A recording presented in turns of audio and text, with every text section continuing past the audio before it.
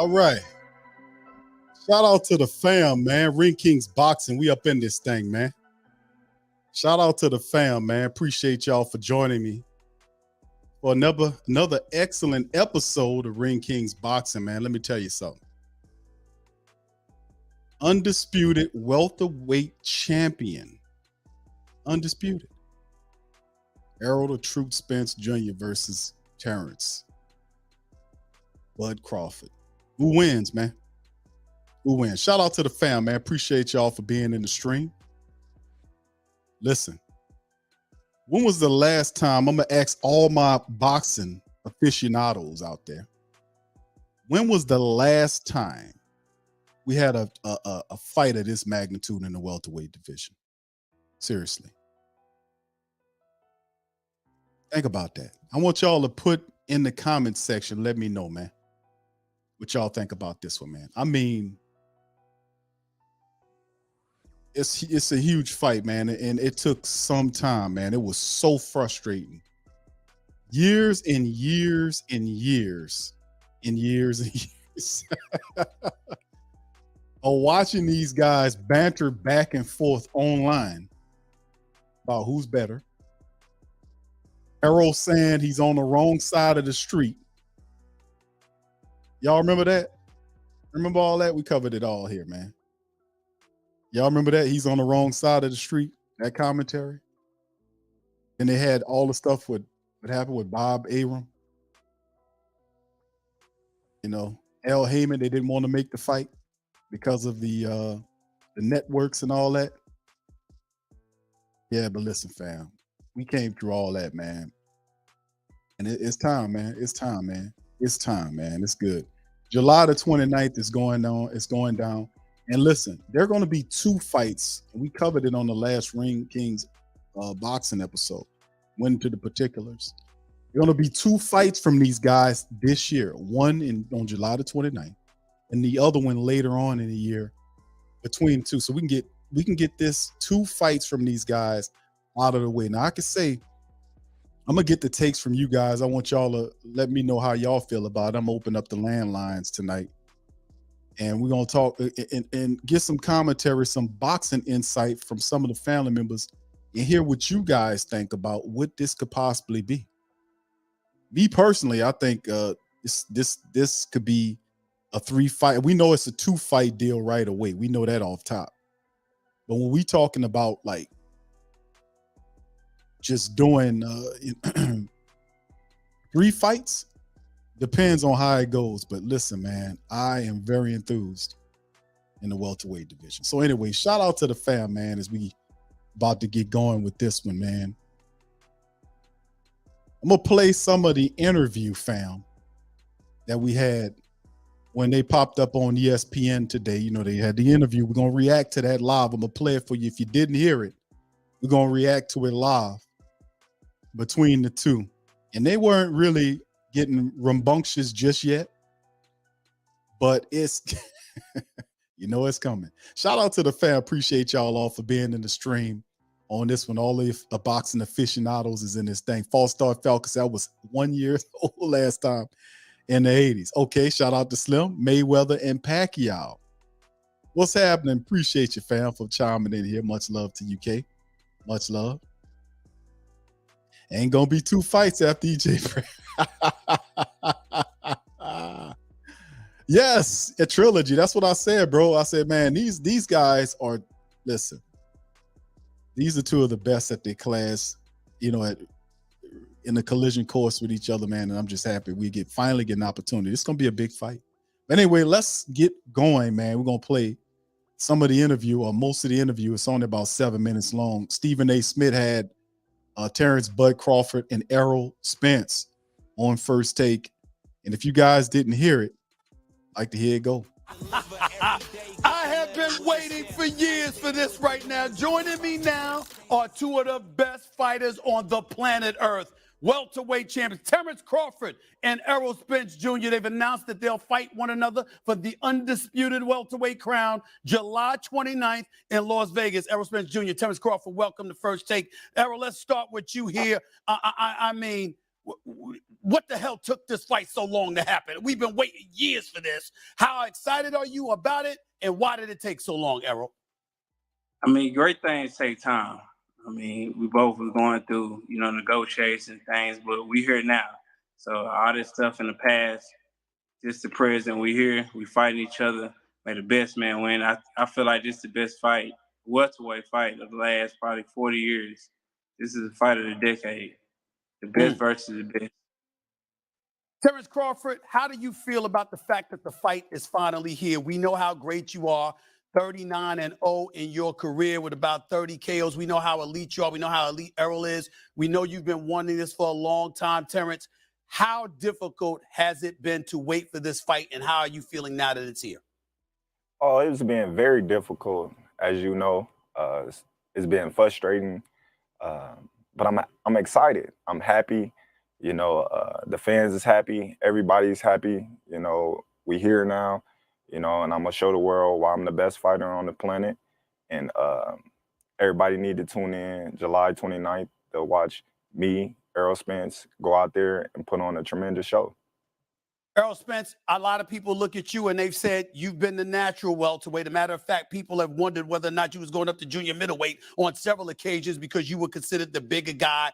They've been waiting for this fight for a long time, but they felt, at least at some point years ago, that Terrance might have been a little bit smaller or too small for you because he was coming up from the junior welterweight division. Want to know your thoughts about what you think of Terence Crawford and why and how do you think you're going to win this fight?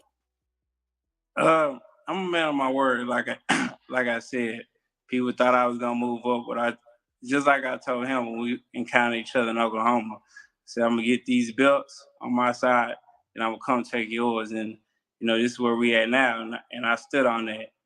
Even if it was leaving me standing out the ring a whole year, they trying to get me to fight other people. This the fight I wanted, so I stuck to my guns and was like, I'm not fighting until I fight Terence Crawford. So my team got it going. With me, I feel like my style is basically, I'm not gonna say perfect, but it's very good. I got the jab. I feel like I might be the stronger opponent. Great body shots. He has great talent, great skills, but I feel like my ability, my will, and my all around just being the better fighter, I'm gonna beat him. Terence, he just finished saying that he wanted to be a man of his word, that he promised you before he moved on from the welterweight division, if that were to ever occur, that he was going to get those 3 belts and come and then take yours. First, how do you feel about my bad. You promised the fans. How do you feel about him having made that promise and lived up to that promise? And what do you think you're going to do to Errol Spence Jr. July 29th? Well, I love it. I love it. You know what I mean? Like I said, I've been wanting this fight. Everybody been knowing I've been wanting this fight. He said he was going to take the easy route and go, handle what he had to handle. And he did that. So now, he got to live up to his word and coming to take this belt. The last one is always the hardest one. And I assure you, it won't be like none of the other fights. He believed in his style. I believe in my style. It's going to be a great fight. I can't wait. I'm so excited. I can't wait. Terence, a lot of us have been talking about Errol for years because obviously he's undefeated and he's a champion. He's got 3 belts. We know how great he is. Even though we all recognize that you are great, there have been times when you and I have run across one another, when I've seen you talking to other people, and you seem to wear this belief on your shoulders, on your sleeves, that cats don't believe in me as much as they should. Do you feel this fight is like career defining for you? You've got to win this fight in spectacular fashion for you to get the respect you believe that you deserve? Well, it's always like that. Every fight is like that for me. Every fight is meaningful. Every fight is, I need to win this fight. And I'm, 100% certain Errol feel the same. So, there's a lot riding on this fight. This is the biggest fight in boxing in decades, So, of course, I want to go out there and put on a tremendous show and win in spectacular fashion. I'm feeling good. I'm feeling strong. I'm ready to go next week if it was need be, you know. But at the same time, everything, you know, has its time. The sun shine on everybody, and you know the sun gonna shine on me July 29th. I'll throw this question out to both y'all, and Errol, I'll ask you first. We talk about the welterweight division here. You talked about, Errol, you just said something, Errol, a few minutes ago when you talked about this being maybe the greatest fight in the welterweight division in the last 40 years or something. Well, let me remind you of some of those fights. We got Sugar Ray Leonard versus Tommy the Hitman Hearns. We had Hearns versus Roberto Duran. We had somebody, even though Pepino Cuevas ain't on that level, he was still good and he was a champion until Hearns put him to sleep in 2 rounds. We saw Alexis Arguello versus Aaron Pryor. We've seen a whole bunch of great welterweight fights. And this fight up there with all of them. Definitely. When people talk about this fight, they're going to say Sugar Ray Leonard, Tommy Hearns. They're going to say Alexis Arguello, all that. This fight up there with all of them. Where I was going was, it is right now on paper. But when you get in that ring, 2 undefeated fighters that's capable of knocking you out are going up against one another. So give us a taste of what we should expect to see July 29th based on the history that I just threw your way. I mean, the proof is in the pudding. You see Terence Crawford, you see his body of work. You see my body of work when I get in the ring. Yeah, everybody already know. As soon as I get in the ring, I'm stepping. And I expect him to step too. We're going to put on a great show and a great performance. Thanks for watching. All right, fam. That's what y'all guys think about that, man. That's Errol Spence and Bud Crawford going at it, man. And listen, there's no love lost between these guys, let me tell you, man. No love lost between these guys. This is going to be a really good fight. This is the one we've been waiting for a handful of years now.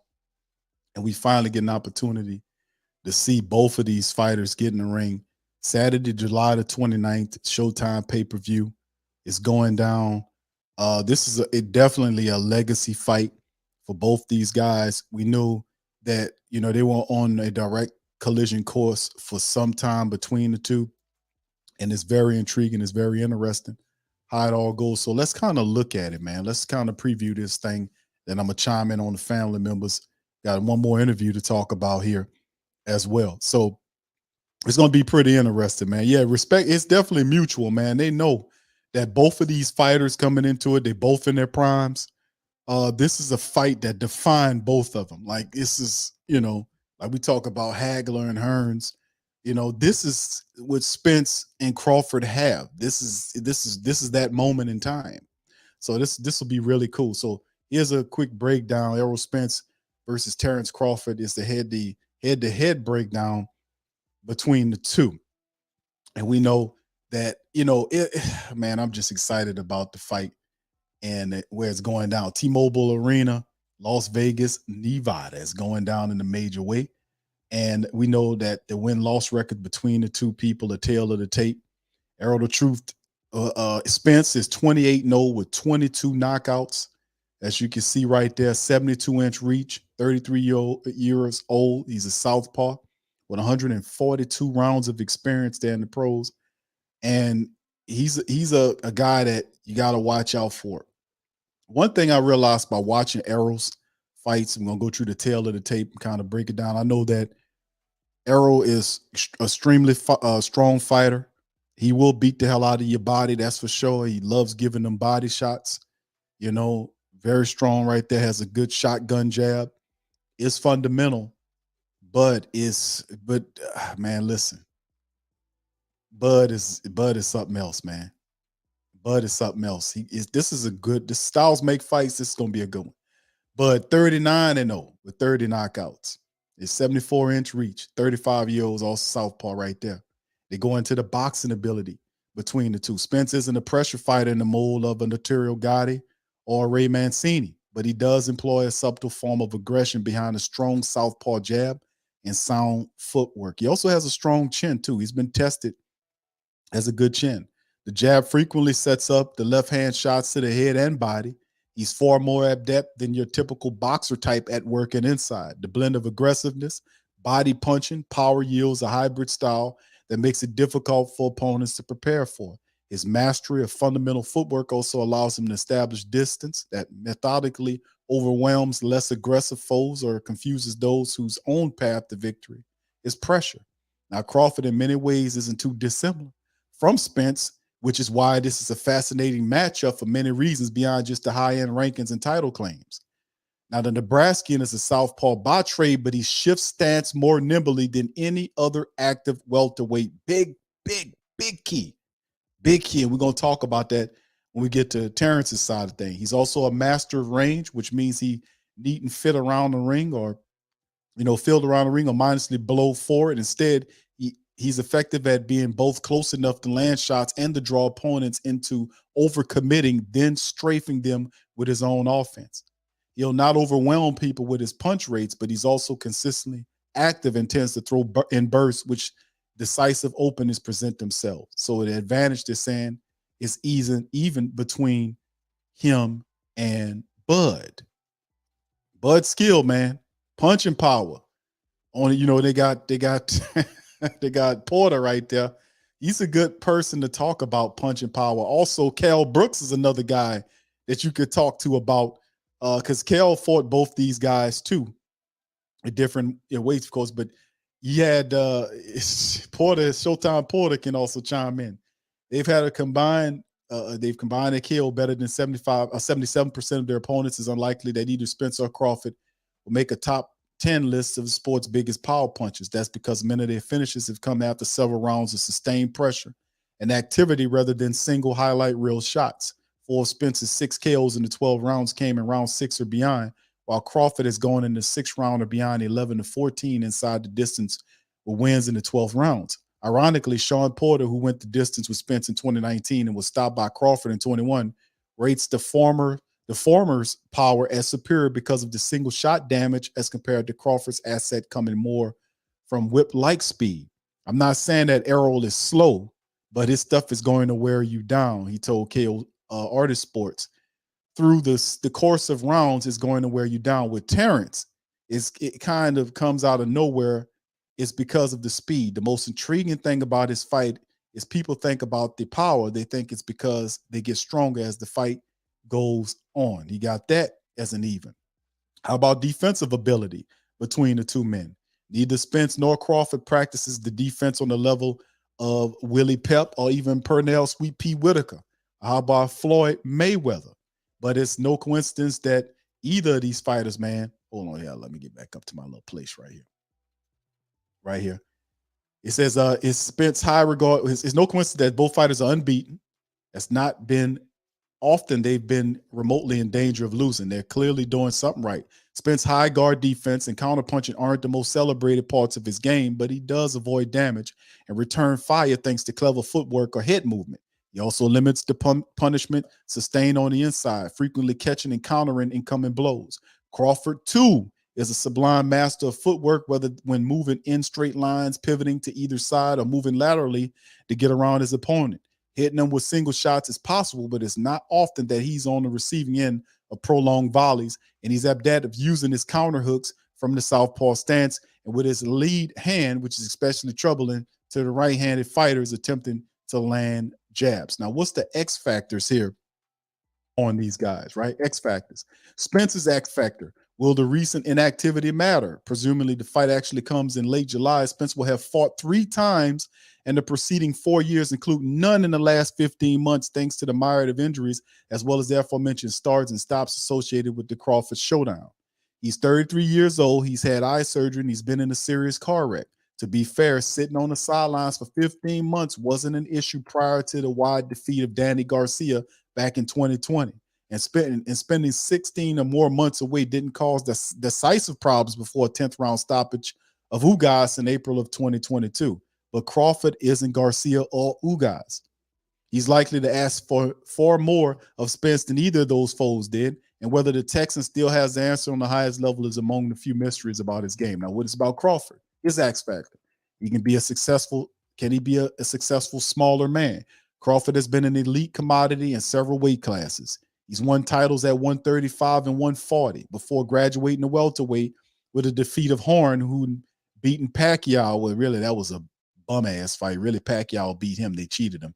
And at 5'8" with 74-inch reach, he's hardly a small fry, 147. But Spence is taller and naturally larger, having competed at 152 in the 2012 Olympics. And Porter said the single shot power is more damaging than Crawford's. Crawford hasn't fought anyone who's blending size, skill like Spence, and it will be telling to see how he handles the blows from a guy who's been rumored to rehydrate to 160 or even beyond by the time the opening bell sounds. So with that being pointed down as we went through some of the tail of the tape between these guys, what do you guys think about it, man? We talk about styles make fights.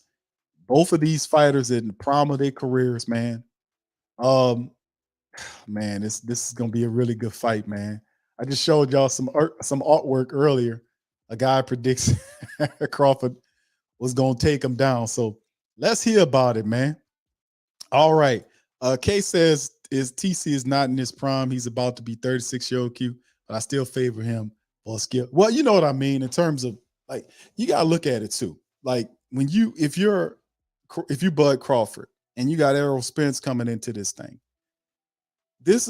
both of these guys are going to take their skill to the next level. Both of them are going to challenge each other on a level that they might have not faced in the welters. These are two really good fighters, and I think each fighter is going to take his game to another level because this is the fight that we've been waiting for. They both know what's at stake here, more than just all the straps. It's for legacy right here. None of them have a blemish on their record, so it's just a great situation. Yeah. You remember that, Slim? Yeah, that was they cheated Horn. Matter of fact, the fight was in Australia, wasn't it? Where they cheated him out of there, and then and Bud did what he did. He just beat the hell out of Joe Horn. But yeah, I mean not Joe Horn, but Horn. But Horn was a guy that they cheated him on it. All right, Tragic says Crawford for the win. More of a technician. Spence is more of a pressure fighter. Oh yeah, I think that too. So anyway, let me get ready. Let me drop a link in the chat for the family members to chime in on this episode. I want to hear what you guys got to say about this. So feel free to pop in and let me know how you guys feel about the fight. All right.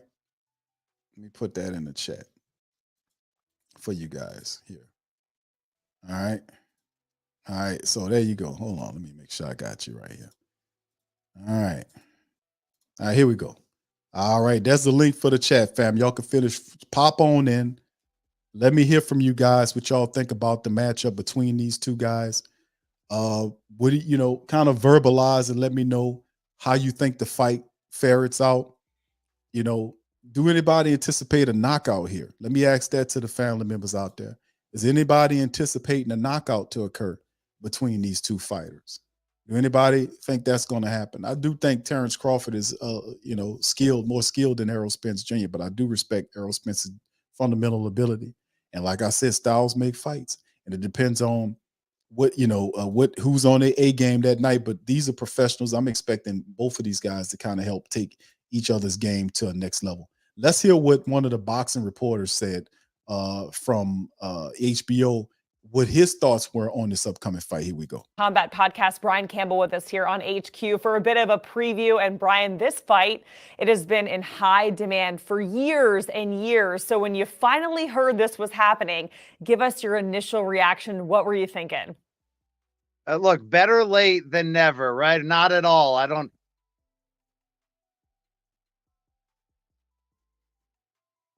Hold on, fam. We have a little technical difficulties here. Hold on just a second. Let me get it tuned up again here. But yeah, this is going to be interesting. Hold on just a second. Never. But boxing super fights, not always there when you call, right? But always on time most of the time. The question is this one still on time? I believe that it is. You're looking at two of the top 3 pound-for-pound fighters in the world at the moment and 2 potential all-time great welterweight fighters. Finally, after a 4 to 5 year build, signing on the contract to face each other, not just once for for July 29th, but also a bilateral rematch clause reportedly in the contract, which could produce a second fight later this year. You have to love this matchup because it's not only the chance to crown the first 4-belt undisputed champion in 147-pound history with the ups and downs of boxing's heavyweight division. We all know welterweight has been the money division, but really this is a era-defining fight in so many ways. We've had those types of fights in the past, from Ray Leonard versus Thomas Hearns in 1981 to, who can forget, Manny Pacquiao against Floyd Mayweather just 8 years ago. The only similarities in a lot of ways here is that Mayweather-Pacquiao fight also took a very long time to come together when they were 36 and 34. In Spence and Crawford's case, Crawford's 35-year-old, Spence is 33, but they're still right at the top of their games. Neither has lost, all 4 titles at stake. And when we look at the style contrast between the two, this could be an all-action thriller come late July. BC, we can always count on you to tie in some jaw rule when we're talking about a fight.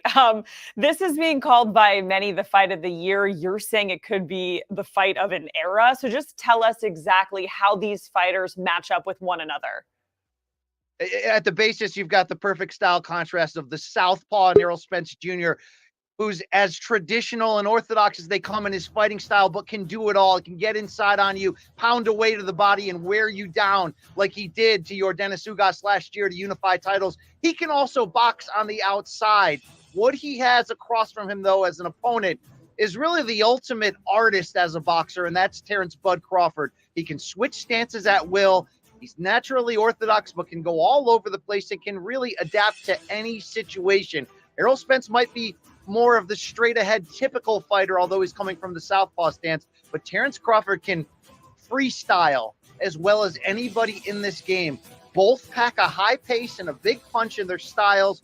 Both can adapt to any situation. You want to see a thriller with the potential of both action and elite high-level skill. That's the reason why people have been clamoring for this fight for so long. Yes, maybe, as I mentioned, it's taken a little bit too long, but I don't think either fighter has passed their respective primes. I think we're still looking at a big one. And like I mentioned, the potential for maybe chapter 2 and 3 down the road. I'm just so happy we get this once, July 29th in Las Vegas. Yes. I'm ready, man. Let's get it going. Let's fire it up for tomorrow. Shit, let's get it going. All right. Man, you know what I'm saying, man? I'm bucked, I'm amped, I'm ready, man. I've been damn ready. I've been ready for years for this to happen. But man, this is gonna be a good one, man. So anyway, got a few family members. Y'all want to chime in, please feel free to hit the link in the chat. Let's hear from you, man. We're not gonna be here all night. We're gonna probably spend another 15-20 minutes here. We're gonna bounce out. So if you want to pop in, please feel free to pop in. We got Slim chiming in first, and then we got K next. You want to get in line, fam? Hit the link. All right, Slim, welcome to the stream. How you doing, sir? Man, thanks for having me on, Big Q. Can you hear me? Yes, sir. Loud and clear, my friend. Welcome on in, bro. What do you think about this, my man? Honestly, I'm not gonna lie. I got Bud and they going. I think they go the distance, but I think Bud gonna win in a decision. Okay. Okay. I ain't gonna lie to you. Like Errol Spence, he has a killer body shot and he has a strong jab, but Terence Crawford can fight all kind of ways though. So I give him the advantage, you know. So I'm gonna go with Bud on this one in a decision. Yeah, that's intriguing, bro, because you're right. Bud is incredibly skilled, bro. He's southpaw, orthodox, and like the man said, if you watch him fight, he does move in between both of the styles, really flawless. If you remember the fight that he had against Kell Brook, Yes, sir. Really good against him, bro, in that fight, and then he switched styles and gave Kell Brook some trouble there. He started on him and then ultimately got him out of there. So yeah, the question is, how does Errol Spence deal with that part of Bud Crawford's game when he starts moving between styles and switching seamlessly? How does he adjust to that? The only way I think he can adjust to it if he gets to the body. That's it. That's his strong point, Big Q. Like if you can't get the Buzz body, it's gonna be a long night for Errol Spence, in my opinion. Do you think he can get to his body though, the way Errol is? I mean, his footwork and how he moves. Because he can fight from outside. He moves around from different angles. He's a very elusive fighter. And listen, he can stand there. I've seen him stand there toe to toe. I wouldn't think it'd be wise for him to do it. You see him with how Errol started just lambasting Ugas in that fight, busted him up pretty bad. Right. But I don't know if he might get a few shots, but I don't know, can he get to Terrence's body to kind of slow him down? You punish that body, you kind of take away that speed asset, him moving as much. Right, Big Q, and that's tough because Bud can punch to the body too. So like I think I'm gonna just go with Bud on this one, brother. Like, I think it's go the distance though. I'm gonna go with Bud because both of them have great body punches, but I think Terence Crawford, he's so versatile, so he has that advantage with that, So I'm gonna go with Bud on that. All right. Shout out you, Slim. Nice talking to you, my brother. Appreciate you. Nice talking to you, Big Q.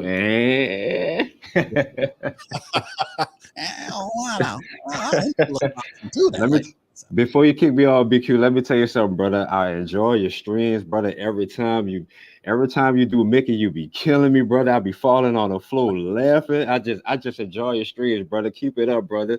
And I'ma always support you, my brother. Thank you, Slim. Much love, bro. Thank you. Appreciate you, bro. All right. All right, it's brother Slim, man. Appreciate the brother, man, from doing what he's doing, and appreciate him showing some support. Much love to him. Yeah, Mickey, I'm gonna have to ask Mickey, fam, what Mickey think about the fight, man. Mickey's he like boxing too, man. Mickey, I'll tell you something. I'll tell you. Let me tell you, I was back there, back in the day, yeah. I like a good knockout. Okay, Mickey, calm down. All right, so we're gonna bring in Kay. Kay, welcome to the stream. How you doing? I'm doing good, Big Q. What's going on?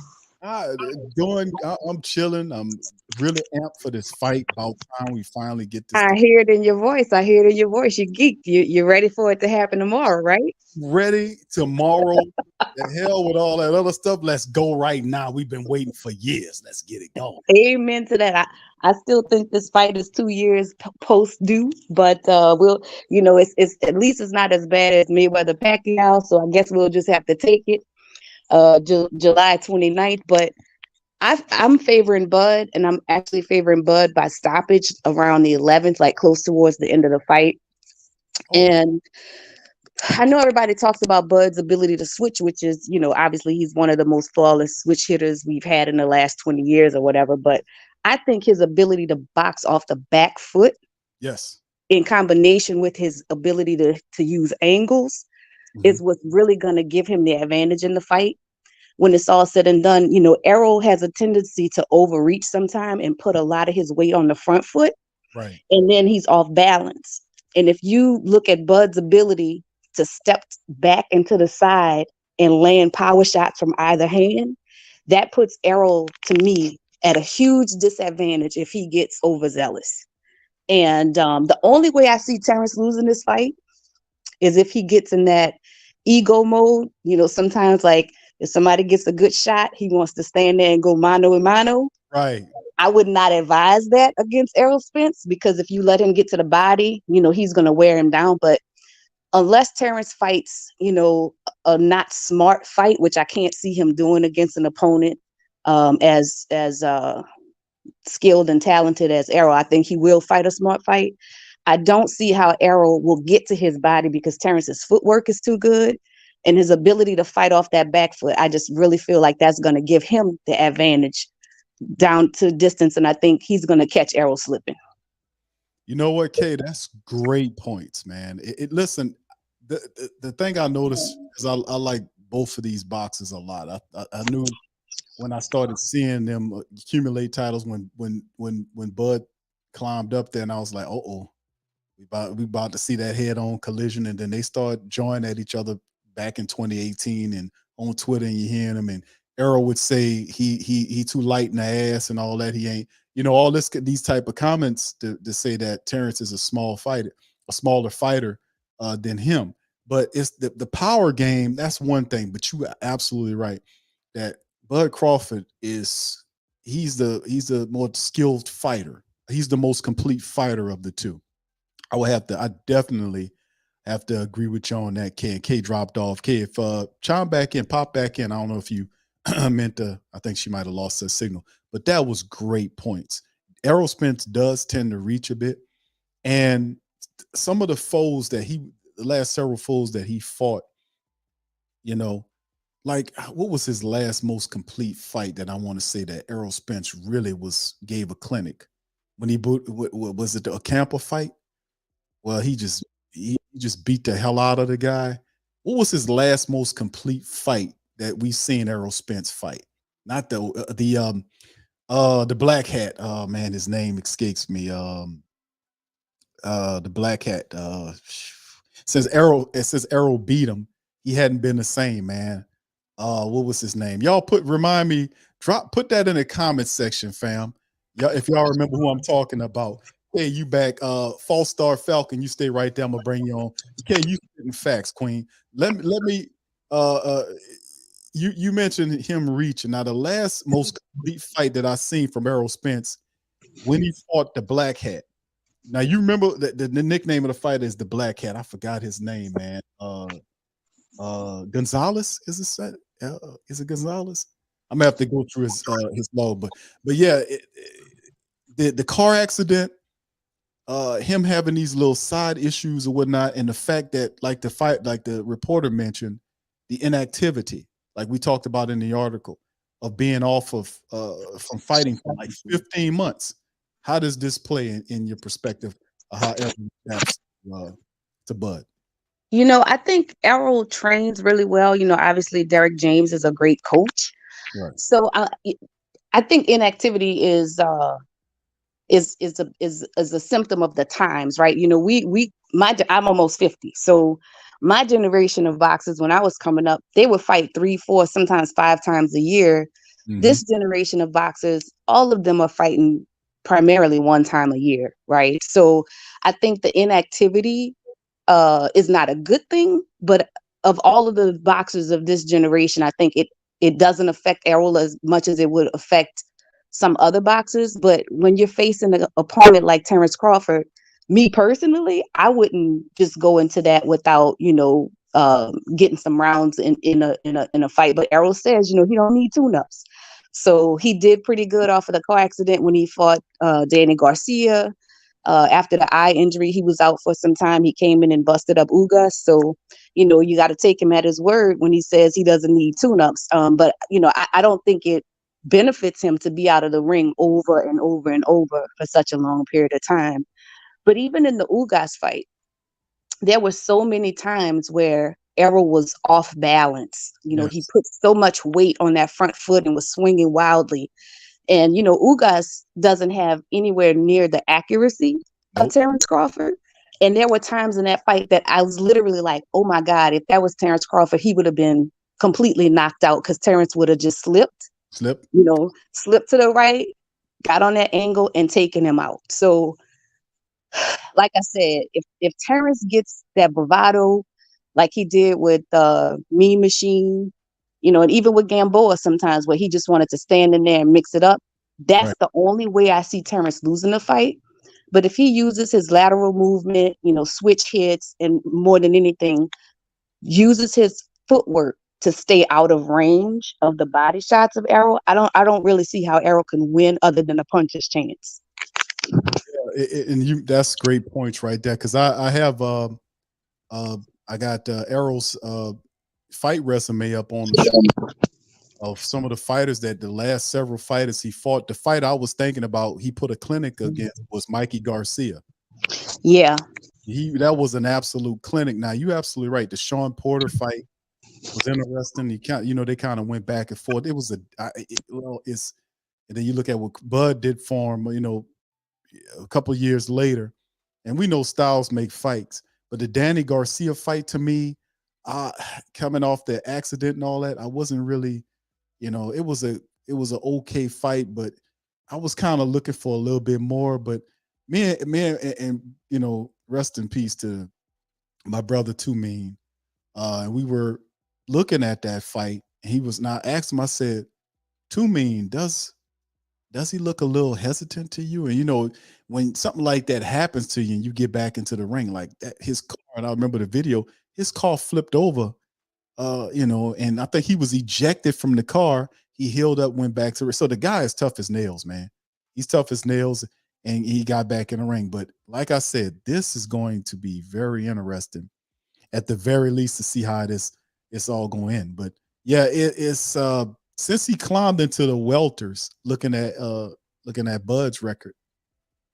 I mean, you look at the Shawn Porter fight where his father, Shawn Porter's father, threw the towel in that fight. You know, he was like, he threw the towel in on him. And you know, I've seen a lot of Shawn Porter's fights, but you know, and I know that was toward the back end of his career, but man, Crawford finished him off, man. So what I'm saying is, I like, you know, you see the parallels, like you've seen Crawford fights, you know, Showtime Porter. You've seen Errol Spence fight Showtime Porter. You've seen Errol Spence fought Kell Brook. That's how he went over there, and I think that's how he got his first title, if I'm not mistaken. He got his first title. He took Kell Brook stuff, and then you see Bud fought Kell Brook and then took him out. So it's interesting, man. It's going to be fun. Let's go to False Star Falcon. I see you tragic on there. You hang close, bro. False Star Falcon, welcome to the stream. How you doing, sir? What's going on, brother? Can you hear me good? Yes, sir. Loud and clear. How you doing? All right. How's the fight, bro? I see Errol winning, man. And I'll give you 2 words. Work rate. He's gonna outwork Terrance. He outwork everybody else he get in the ring with. The guy starts punching. You heard what he said on that interview. When I step in that ring, when that bell ring, I start stepping. And we all know that's true. He starts stepping towards that opponent, and he starts that body assault. Now, I'm seeing it go like this. The first 4 rounds, at least the first 4 to 5 rounds, he's going to go hellaciously at that body. I understand all of Crawford's attributes. I understand what he can do in the ring. But Errol has a committed body attack. He's not going to stop just because you move to the left or move to the right, because you slipped a few punches. And the boy could take a punch. Yeah. You know what I'm saying? Concrete couldn't take him out of here. So I doubt that that Bud gonna do too much to him. Now, I like what he did. I like what Bud did to Porter. Mm-hmm. But in EJ's defense, he told y'all, "Hey, I'm trying to fight his fight. He want to get stand in this middle of this ring and throw bowls and all that. I'm gonna do the same thing." So he beat him at his own game. One thing I know about Crawford is that I think the young lady, she said it when she started talking about standing up and mixing it up in the middle of the ring. I feel that Crawford is going to try that, and he's going to get hurt because he's one of those guys that he's want to get his lick back. You know what I mean? Errol caught me good. I'm going to stand in the middle of the ring. I'm going to try and mix it up too. That's going to be his downfall if he tries that.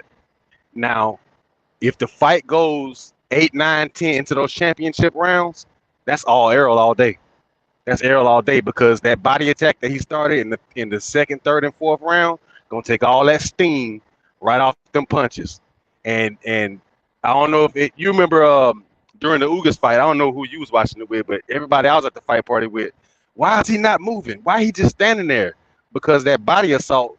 Yep. You can't move. You can't move. Yeah. Man, that thing hurt.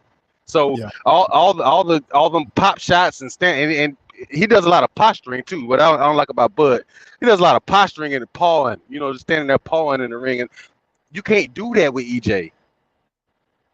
From the time that bell ring, you got to start throwing punches, because that's what he's doing.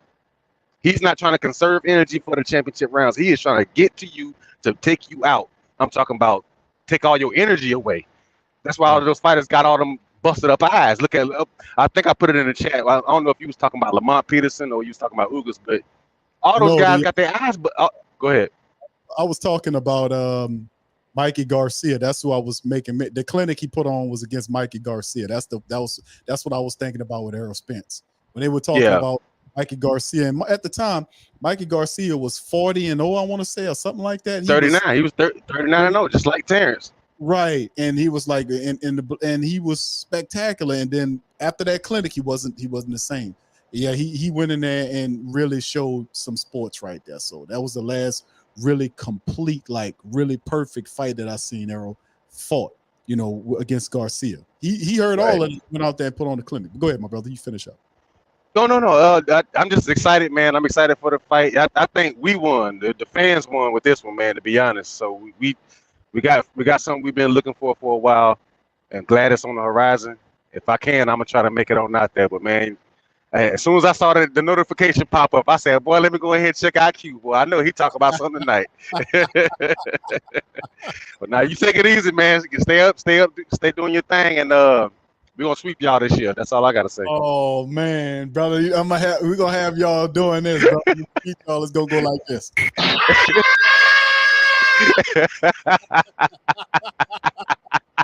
Thank you, bro. Appreciate you, bro. Much love. All right, be good, man. All right, much love. 4-star Falcon in the building. All right, brother, Tragic, man. How you doing, sir? Welcome on in. I'm doing pretty good. I just caught I saw the notification. I didn't see it right away, but I caught it, just glancing at my phone. And I'm actually a big boxer fan. I'm not on here too often, but actually after football, really boxing is like my second best. I say my favorite among sports. Yeah, bro. Me too, bro. I mean, I came up boxing. My uncle got me involved in the boxing game when I was a child, man, and that was like the first love. And then after that, everything else followed that, to be honest with you. So yeah, I've been in the boxing for a while, but Tragic, this is a great fight right here. A lot of great commentary tonight from the family members chiming Oh, in. So what would you think about this, bro? man, Kay said it all. I mean, her commentary breakdown of the fight. That's somebody who she Kay, beat up boys in school. She's a fighter. yeah, Kay she got some straps. She was fighting back in the game, man. That's Yeah. Kay, man. Just talk about the back foot and everything. And, I agree with a lot of her commentary, like I said. Man, I was thinking about because I was looking at some footage with Bud fighting backwards because most fighters don't really do well fighting backwards, man. But yeah, he able to make it work in many cases. Yeah. I think, from a fundamental standpoint, I think, Bud is a technician. I think, he's on that line of like the Mayweathers.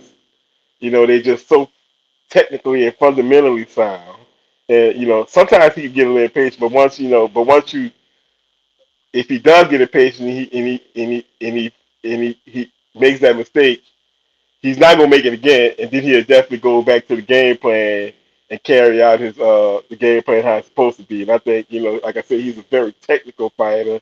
I feel Spence is more of a pressure fighter, and I just think like when it comes to like two great fighters, I think it comes down to fundamentals. I think that's what Bud has, and I think that just eventually takes over as the fight goes on.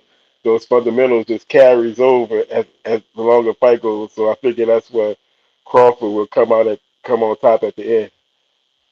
Let me ask you this, bro, because this is another really great commodity to this fight is the fact that there's a clause in there for that triggers a rematch. The losing fighter triggers a rematch that's supposed to happen before the end of the year. So you're gonna get two of these fights, man. One on July the 29th, and another one before the end of the year. So what do you think about the prospect of having at least two fights from Spence and Crawford? Now, whoever loses the fight, you can imagine what it'll look like in the second fight. So what do you think about that, bro? Well, considering that it is a second one, I could possibly see this fight, even though I think Crawford's the better fighter, because a second fight is involved. I wouldn't be surprised if the judge is making a draw to make sure a second fight is involved. Oh no. We've been having problems with the referees this year. Matter of fact, man, we don't need no more calls. What happened the last fight with Devin Heyman and Loma, man, that was ridiculous all into itself, man. And I was like, man, let's just do it again. But Devin, like, man, it ain't even close. And his father came out and was like, man, no, we won. I don't know that's on the judges. I'm like, man, but I can see him wanting to move up and wait. But yeah, I hope that's not the case, man. But it's going to be interesting to see these two go at it. So, but my Vegas wants some more hotels. there you go. But they're getting chipped off for this, man. Both of these fighters they had huge purses that's coming out of this thing, man. So I find it really fascinating, man, that we get two of these fights after years of waiting for. We finally get together. This is you're still catching them while they're still in their prime. It's not they're not over their prime. So yeah, it's good for boxing that you get two quality A-level fighters, still in their prime. Both of them saying that eventually, and they were both saying that they're going to move up in weight. So I don't think nobody want to fight Boots Ennis, because he's really the next dude up that's like, hey, man, let's get this done. But they were saying a couple of years, and I'm like, the agreement has 2 fights in the same year, so it don't have to hamstring guys like Boots Ennis or Ortiz that's the younger welterweights that's waiting to kind of get a shot at the crown. But both of these fighters are rumored to wanting to move up in class after this is done. What do you think about that, bro? Well, when that time comes, I'm not too much focused on that. I'm focused more on this present, and I'm excited to see this fight, and whatever happens, in the future as far as them moving up in weight, when that time comes, I enjoy that moment. But right now, I'm gonna savor this moment, and I'm not looking for nothing forward, nothing before. Just enjoy the moment. Bro, He ain't lying. let me tell you something, man. I'm with you on that, bro. I want this damn fight to happen this weekend. I'm really excited about this, man. Tragic, shout out to you, brother. Thank you for chiming in, man. Appreciate you, bro. And always All go, right. man. All right, that's Brother Tragic chiming in. Shout out to him. And appreciate all the family members. K, Slim, 4-Star Falcon, Tragic, all y'all chiming in tonight, man. Listen, man. Y'all excited like I am, man, about this whole situation with Bud Crawford and Errol Spence. We know they got kind of wordy with each other and all this, but I think they'll bring out the best. This is a legacy moment. This is like some of the fights that we'll have an opportunity to see. When you talk about Hearns and Hagler when they did their thing, man, this is like we're gonna see that class or that realm of a fight. 2 of them. But you know what? The question I have too that I'm thinking is like, how does these guys, like, they're undefeated, they've been undefeated for a while. How does a Errol Spence Jr. or a Terrence Bud Crawford deal with a loss this late, that far along up the road? How do they deal with that? Would that impact any of these guys? We know Errol Spence, flipped out of his sports car, had eye issues and all that, overcame that to get back to the ring. We know how tough this brother is. We know Bud, how he came up rough, where he came out, his community, how tough he is, and how his story, his mama, how she got him involved in because he was beating up everybody. They said Bud was beating up people that was bigger than him. Bud been beating people asses, man. When he was a child, that's what his mama, she was saying that. So, let me ask this question to the family members. Because a loss is going to happen unless it ends like Tragic say, and they just draw it for a part 2. I hope that's not the case. But what do you guys think? Let me know in the comments section. How do you think either one of these fighters would deal with a loss, man? How do y'all think? How do y'all think that happens? How you think it? Because that would be interesting to see to me, being at how these guys moved up in the ranks and did what they did. So it's just phenomenal. I'm looking forward to it. But anyway, with that being said, fam, listen, I'm going to get out on that. Listen, I appreciate y'all so much for chiming in on this episode of the show. Please feel free, if you're not a member of the Ring Kings boxing platform, please feel free, or TSC Unleashed, please feel free to hit the like button, hit the subscribe button, and the notification button. We do this. This is what we love. As you can hear, love boxing. I came up, doing this thing, and obviously y'all love it too. So I appreciate y'all for being here. And we'll be back on another stream. We'll be talking some more boxing later on in the week, man. We're gonna cover a lot more stuff and be doing some actual like live, commentating on different fights. All that's coming down the line as well, man. So with that being said, I'm gonna get out on that. Listen, thank y'all, man. I appreciate y'all being here, and I'm gonna holler at y'all on the next one. Much love and peace.